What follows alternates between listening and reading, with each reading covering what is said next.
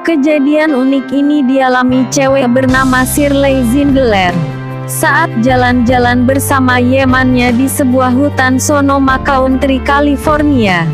Tak sengaja dia melihat pohon tua. Anehnya lagi ada lubang pada bagian bawah pohon.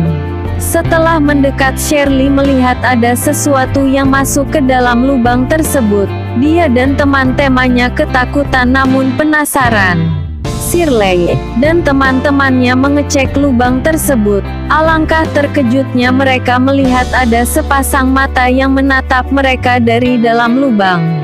Setelah diperjelas, ternyata itu seekor anjing kecil yang sangat imut. Karena ketakutan, anjing itu masuk semakin ke dalam.